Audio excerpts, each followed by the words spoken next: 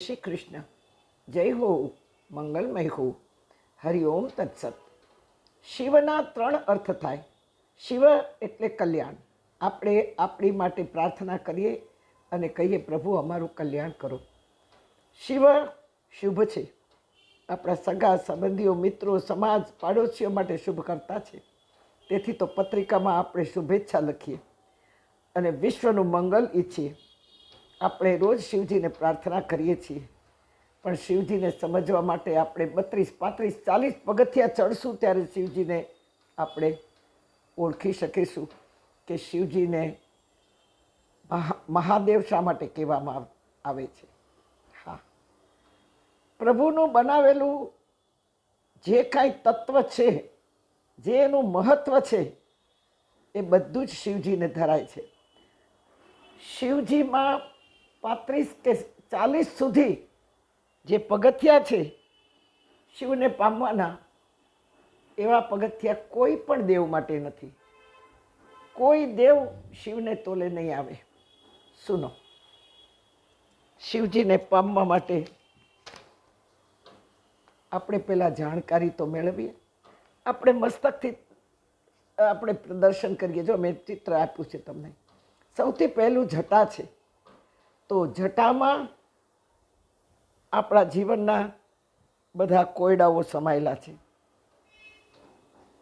ત્યાર પછી ગંગાજી વહે છે, તો ગંગા જ્ઞાન છે. જટા સમસ્યા છે, તો ગંગાજી જ્ઞાન છે. શિવજીએ ચંદ્રમા ધારણ કર્યો છે, તો ચંદ્રમા કર્મયોગી છે. 15 દિવસ સુધી કાર્ય કરતાં કરતાં ઘસાઈ જાય અને ફરી પાછા પોતાની શક્તિને ફરી પાછા પ્રાપ્ત કરવા એટલો બધો પ્રયત્ન કરે. આ ચંદ્રમા કર્મયોગી છે. આ જગતમાં કોઈ કર્મયોગી હોય તો ચંદ્રમા જેવું કોઈ જ નથી. ત્યારબાદ શિવજીને ત્રિનેત્ર છે. ત્રિનેત્ર, ત્રીજું નેત્ર લલાટમાં છે. શિવ કહેવા માગે છે કે લલાટનું નેત્ર ખોલ, તો જ ઉપર સુધી જ્ઞાન ગંગા વહેશે. શિવજીના કંઠમાં સર્પ છે. સર્પ એટલે જીવનનું ઝેર, જે ન ગમતું, ન ફાવતું, નહીં આવતું, પરાણે જીવવું પડે, એ ઝેર જેવું લાગે. આપણા ગળામાં પણ સર્પ છે. શિવજીએ રૂંઢ માળા પહેરી છે. એ શિવજીના ભક્તો છે. જે જ્ઞાની ભક્તો છે, જે ત્યાગી ભક્તો છે, જે તપસ્વી ભક્તો છે, આ જગતમાં કાર્ય કરતાં કરતાં જેણે દેહ છોડ્યો છે, શિવજી એની યાદી સદાય ગળામાં રાખે છે. તેથી રૂંઢમાળા છે. શિવજીના નેત્રમાં જે રુદ્રાક્ષ કહીએ છીએ, એ રુદ્ર એટલે શિવ અને અક્ષ એટલે આંખનું જલ. શિવજીના નેત્રમાંથી જે જલ પડ્યું છે એને રુદ્રાક્ષ કહેવાય છે. શિવજીએ ત્રિશૂળ ધારણ કર્યું છે. દર્શન કરો.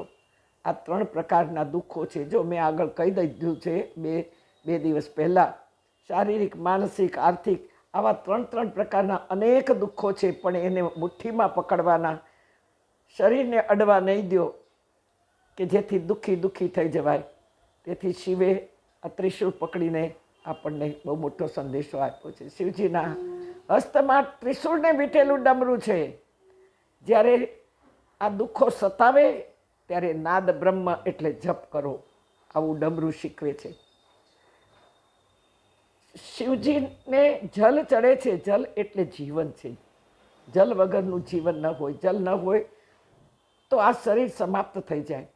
શિવજીને દૂધ ધરાય છે, કારણ કે શિવજીએ જ્યારે વરદાન માગવા કહ્યું નંદી મહારાજને, ત્યારે કહ્યું કે મારો પરિવાર આપને અર્પણ હો. દૂધમાં સાત્વિકતા છે. શિવજીને પંચામૃત ચડે છે. પંચામૃત મધુરતા છે. ચંદન ચડે છે. ચંદનની સાધના છે. ઘસાઈને એટલી સુગંધ ફેલાવે છે કે શિવજીને એ ચંદન ચડી અને શિવજીનો તાપ જે છે તપસ્યાનો, એ હળવો કરે છે. શિવજીને બીલીપત્ર ચડે છે. બીલીપત્ર સંદેશો આપે છે કે 3 અવસ્થા સંભાળી રાખ. સવાર, બપોર ને સાંજ. બાળક, માતા અને પિતા, 3 પ્રકારના તારી અંદર જે વૃત્તિઓ છે, સાત્વિક, રાજસી, તામસી, અને સમજવાનો પ્રયત્ન કરા બિલીપત્ર સંદેશો આપે છે. હવે કન્ટિન્યુ કાલે કરશું, ઘણું જાણવાનું છે હજી.